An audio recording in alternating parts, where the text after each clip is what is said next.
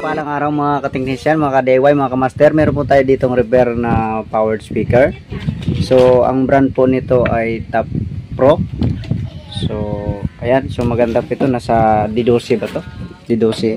Ayun, D12. So binuksan na po natin kasi remedyohan na lang natin ito. Ayan, binuksan na po natin at isa pa para hindi maging hindi natin may post ang ating video. Okay, so ito yung kanyang harap. Ayan.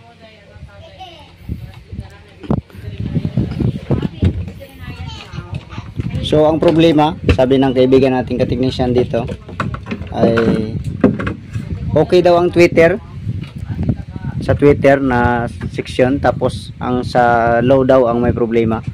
So sinubukan daw niya na tanggalin natin ang na to, dalawang screw. Sinubukan daw niyang i-repair kasi yung unang problema na mamatay daw, tapos niresolder niya. So nag-okay naman, siguro mga dalawang gamit, tatlong gamit, bumalik uli ang problema. Tapos binilhan din niya uli ng power IC. So pinalitan din niya. So ganun pa rin po, may time na okay, may time na hindi. So ito po ang kanyang board. Ayan. So itong side na to ang sa low, ito naman ang sa high. Ayan. So kung mapansin din natin, ang kanyang kapasitor ay ito, filter. So ang plano namin dito ay palitan na lang ng main amp na para sa low. So ito po yung ipapalit natin. Ito. Ayan.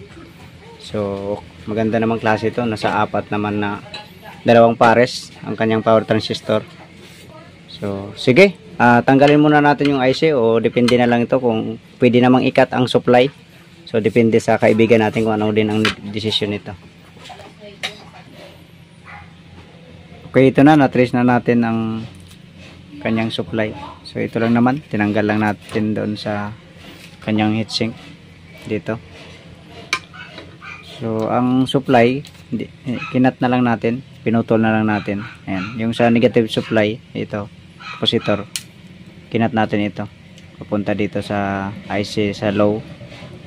Tapos yung sa positive naman, sa ilalim siya dumaan, sa ilalim. So dito tayo nag-cut. Ayan, dito. Ayan. So subukan nga natin i-check kung konektado yan. Okay, i-trace nga natin kung sigurado itong kinat natin connection kung tama.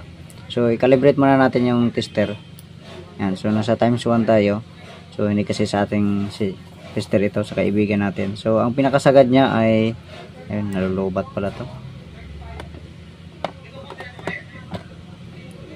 Ayan. So ang pinakasagad niya ay andyan lang ang sagad niya sa times 1 pag kinalibrate po natin ang tester. So check natin itong positive na to kung konektado siya dito sa kinat natin. So mag-abang lang ako dito. Ayan. Tapos ayan. Ayan siya.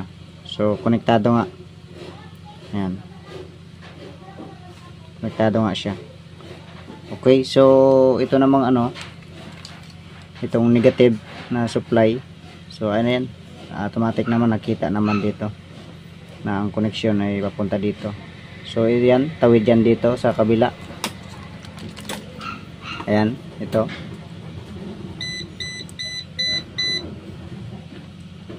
Yan siya, tawid siya dito. Tapos pumunta na po yan dito.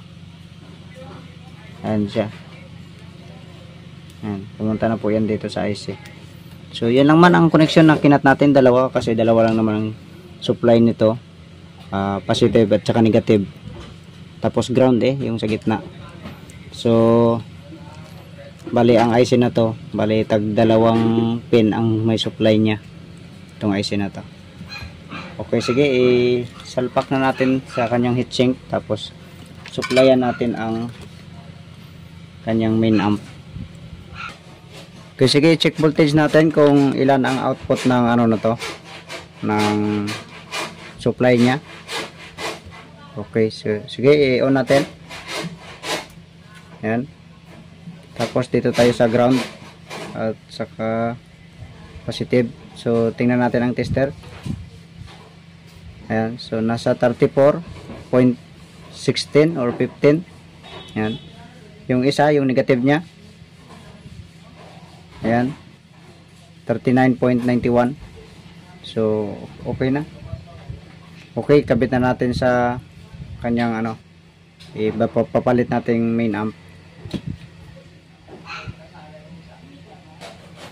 Okay, ito nakabit na natin ang wiring niya, ng supply na tatlo, ground, negative at saka positive. So nilagyan natin ng heatsink ang ano, main amp. So check natin kung ganun pa rin ang supply, kung nag-drop o hindi. Yan. So switch on natin. Kita mana? Kita. Switch on natin. So dito tayo sa ground at saka positive. Ayan, 33.92. Ayan, point something ah. Ayan, ganun din sa negative, 33.9. Ayan. So okay siya. Okay, check natin ang bias, kung ilan ang bias nito. Okay, ito sa power transistor, base emitter lang po. Ayan, 0.2.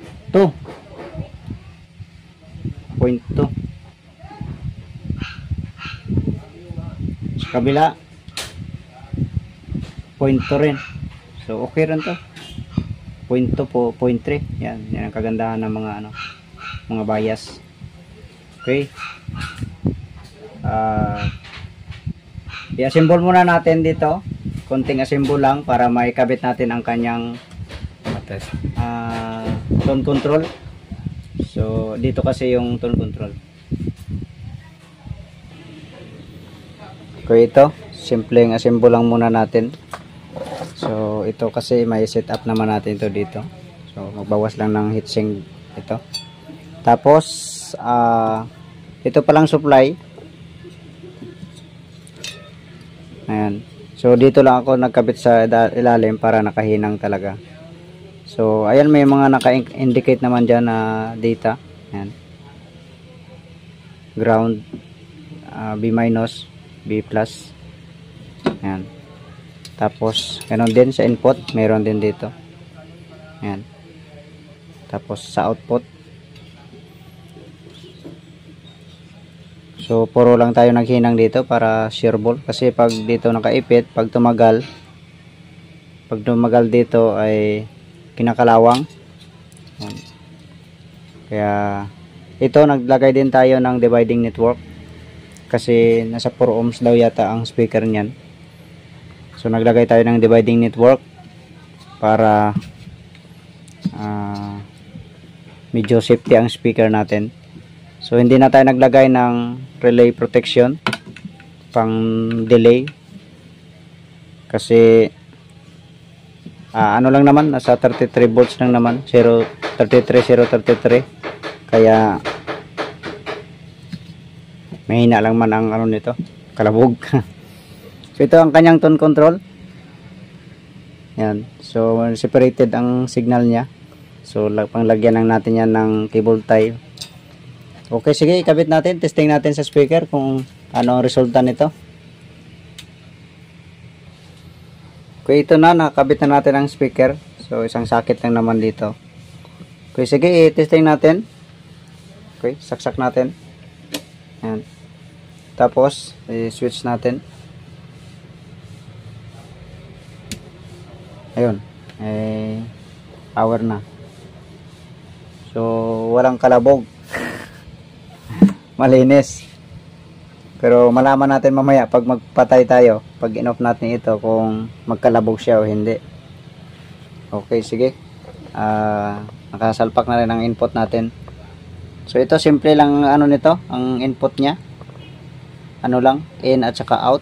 Tapos may selector lang siya na kung gusto mo naka mic in ka para malakas ang signal. Ayan. Kung gusto mo line, gusto mo mic, so i-switch mo lang yan. So naka-line tayo kasi cellphone ang gamit natin. So ayan. So hindi lang natin tagalan ang music kasi baka maka-copyright tayo. Ayan. Yun. So maganda.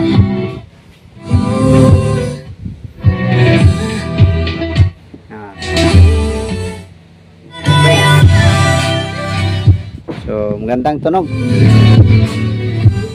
So nagdagdag lang tayo ng dividing network.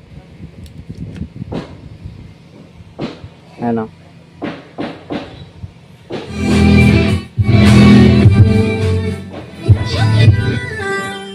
Shopee pa. Ito po yung dividing network na kinabit natin. Nasa ano lang man to. 150 watts yata to.